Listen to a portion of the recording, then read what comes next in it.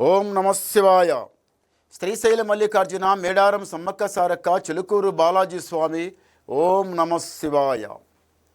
గోపురం టీవీ చూసే వాళ్ళ ప్రేక్షకులందరికీ నమస్కారం.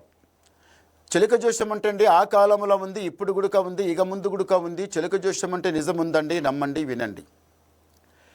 ఫిబ్రవరి నెల 2 తారీఖు నుంచి 8 తారీఖు వరకు 12 రాశుల మీద ఈ రాశి మీద గురుబలం ఎంత ఉంది, ఈ రాశి మీద శని బలం ఎంత ఉంది, మంచి ఎంత, చెడు ఎంత, లాభం ఎంత, లుక్సాన్ ఎంత, కష్టం నష్టం సుఖం దుఃఖం చెప్తా వినండి.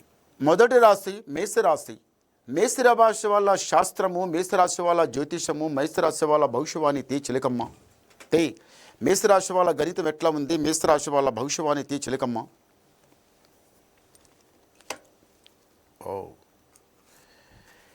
మేషరాశి వాళ్ళకి సాక్షాంగా చిలుకూరు బాలాజీ దేవుడు. మేషరాశి వాళ్ళకి నిజంగానే చేతిలో పైసా ఆగదు, చేతిలో పైసా ఆగదు, నోట్ల మాట ఆగదు, ఒక దగ్గర కాలాగదు, ఒకరు చెప్పింది వినరు, మీకు నచ్చింది వదిలిపెట్టారు.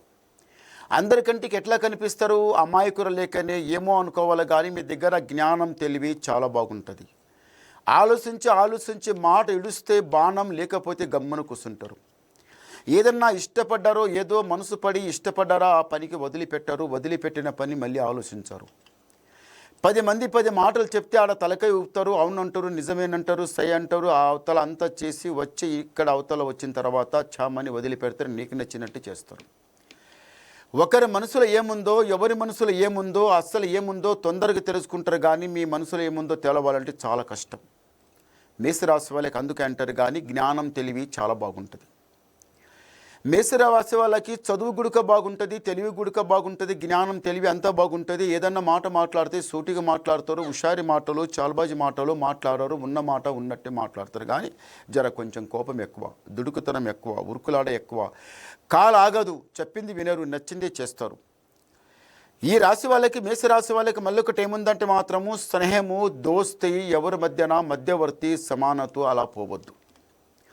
అంటే స్నేహం లోపల అందరూ మంచి వాళ్ళు ఉండరు, అందరూ చెడ్డవాళ్ళు కూడా ఉండరు.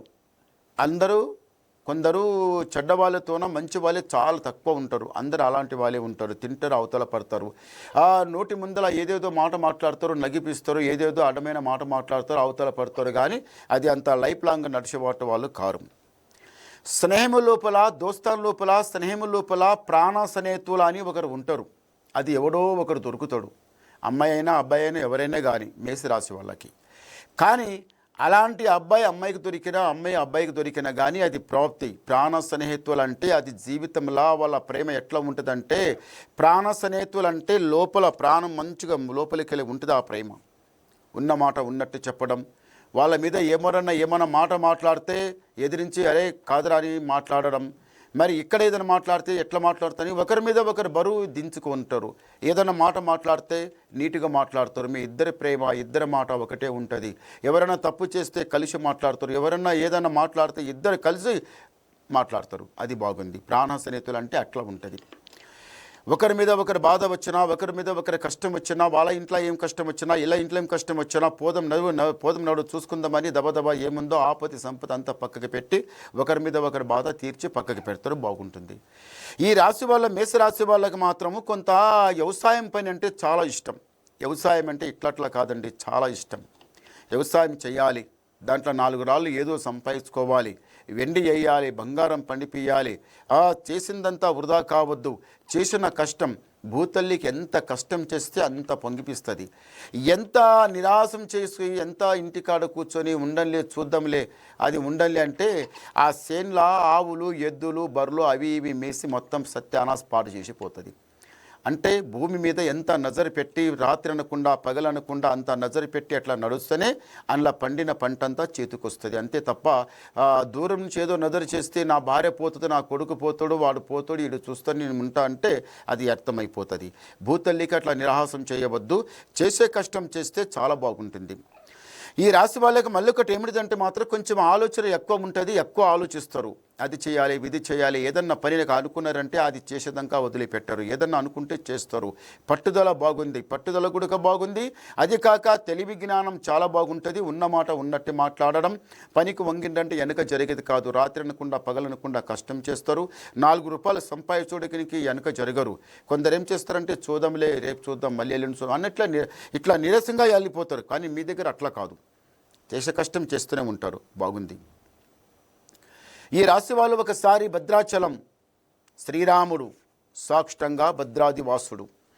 భద్రాచలం మేషరాశి వాళ్ళు ఎవరైనా కానీ ఇప్పుడు ఈ ఉగాది వరకు, లేకపోతే ఈ 2 తారీఖు నుంచి 8 తారీఖు వరకు ఫిబ్రవరి నెల లోపల అయ్యగారి స్వామివారి దర్శనం చేసుకుని వస్తే, భద్రాచలం పోయి వస్తే, ఆ గోదావరి నదిలో మునిగి ఆ స్వామివారి దర్శనం చేసుకుని వస్తే నిజంగా నెత్తి మీద ఉన్న దరిద్రం పటాపంచలమైపోతుంది.